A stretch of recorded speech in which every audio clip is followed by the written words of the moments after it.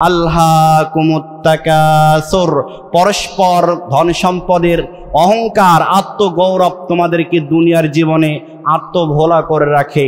হাত্তা যুরতুমুল মাকাবির, যতক্ষণ না তোমরা কবরে পৌঁছাও।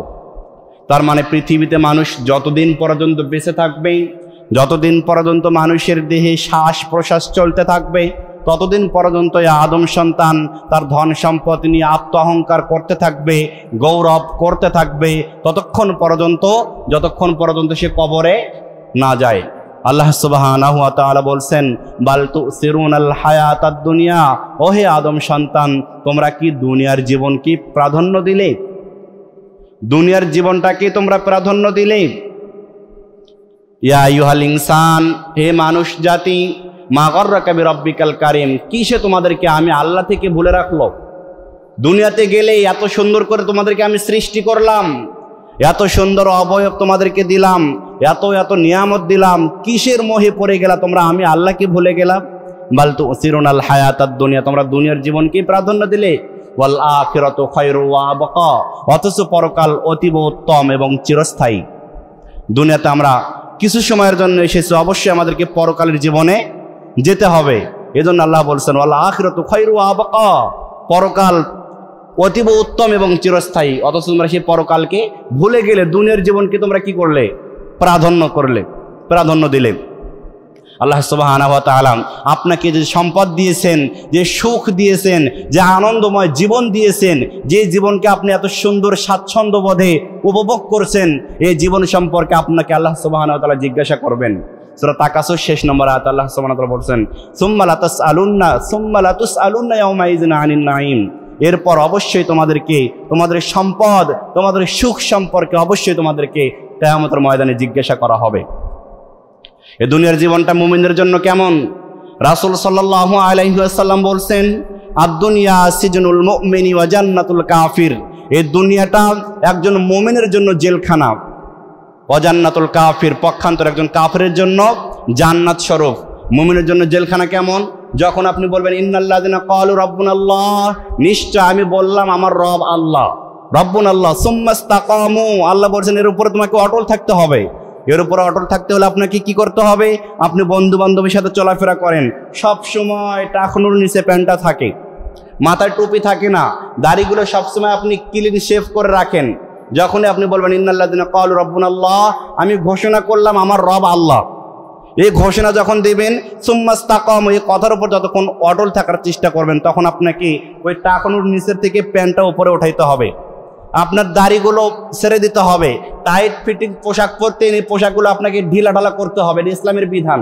আপনি যখন এগুলো মেনে চলতে যাবেন, তখন আপনার বন্ধু বান্ধব, আত্মীয় স্বজন যাদের সঙ্গে ওঠা বসা করেন, তারা আপনাকে নিয়ে ঠাট্টা করবে, ট্রোল করবে, দেখো দেখো ওর কালচারটা কেমন, ছোট লোকদের মতো স্বভাব, আপনাকে নিয়ে ট্রোল করতে থাকবে। এত শত বাধা পেরিয়ে আপনাকে এই ইসলামের বিধানগুলো পালন করতে হবে। সুম্মা ইসতাকামু, আপনাকে অটল থাকতে হবে।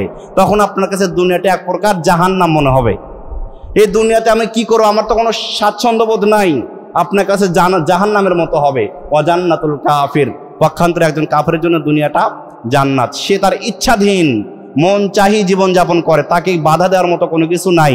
ইসলাম তাকে বাধা দিতে পারে না, বাধা দিলেও সে সেগুলো মেনে চলে না। এজন্য দুনিয়াটা কাফিরদের জন্য জান্নাত স্বরূপ, আর মুমিনদের জন্য জাহান্নাম স্বরূপ। আমরা যে দুনিয়া নিয়ে ভুলে আছি, এই দুনিয়াকে আমরা এত মহব্বত করি, এই দুনিয়ার উদাহরণ আল্লাহ রাসূল সাল্লাল্লাহু আলাইহি ওয়াসাল্লাম কি দিয়েছেন দেখেন।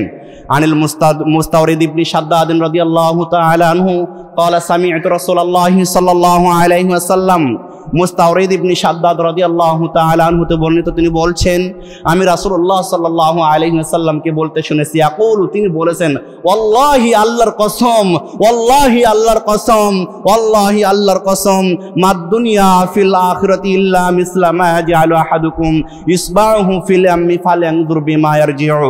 রাসূলুল্লাহ সাল্লাল্লাহু আলাইহি ওয়াসাল্লাম এই ক্ষণস্থায়ী দুনিয়ার উদাহরণ দিয়েছেন। রাসূল সাল্লাল্লাহু আলাইহি ওয়াসাল্লাম বলেছেন, শোনো আমার উম্মত, তোমরা শুনে রাখো, আল্লাহি আল্লাহর কসম, পরকালের তুলনায় এই দুনিয়ার উদাহরণ হলো যেমন তোমাদের মধ্য থেকে কোনো একজন ব্যক্তি তার হাতের একটি আঙ্গুলি মহাসমুদ্রের মধ্যে ডুবিয়ে দেয়, এক বিরাট সাগরের মধ্যে ডুবিয়ে দেয়, ফাল্যাংদুর বিমা ইয়ারজিউ, অতঃপর ওই ব্যক্তি তার হাতের আঙ্গুল উঠিয়ে দেখুক হাতের আঙ্গুলের সঙ্গে কতটুকু পানি নিয়ে ফিরিয়ে আসছে।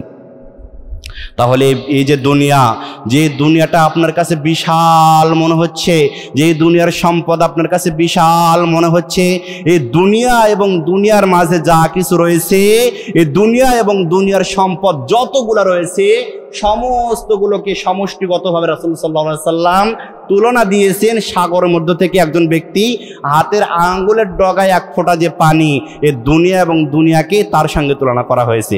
আর ওই যে বিশাল সমুদ্র, বিশাল জলোচ্ছ্বাস, এটাকে রাসূলুল্লাহ সাল্লাল্লাহু আলাইহি ওয়াসাল্লাম পরকাল জান্নাতের সাথে তুলনা করেছেন। সুবহানাল্লাহ, সুবহানাল্লাহ। তাহলে আপনি আমি যে দুনিয়াকে এত বিশাল মনে করছি, সে দুনিয়ার উদাহরণ হলো এক ফোঁটা পানির সমান। সাহাল ইবনে সাদ রাদিয়াল্লাহু তাআলা আনহু قال قال رسول الله صلى الله عليه وسلم, সাহাল বিন সাদ রাদিয়াল্লাহু তাআলা আনহু বলছেন, রাসূল সাল্লাল্লাহু আলাইহি ওয়াসাল্লাম বলেছেন, লাউ কানাতিদ দুনিয়া তা'দিলু ইনদাল্লাহি জানাহা বাউদাতিন মা সাকা কাফিরাম মিনহা শারবাতা মাইন। রাসূল সাল্লাল্লাহু আলাইহি ওয়াসাল্লাম বলেছেন, এই যে বিশাল দুনিয়া, এই দুনিয়ার মূল্য যদি আল্লাহ সুবহানাহু ওয়া তাআলার নিকটে একটি মাছির ডানার সমপরিমাণ হতো, আল্লাহ সুবহানাহু ওয়া তাআলা এই দুনিয়াকে যদি একটি মাছির ডানা সমপরিমাণ মূল্য দিতেন, তাহলে আল্লাহ রাব্বুল আলামিন পৃথিবীতে কোনো কাফির বেঈমান মুশরিককে এক লোকমা পানিও পান করতে দিতেন না।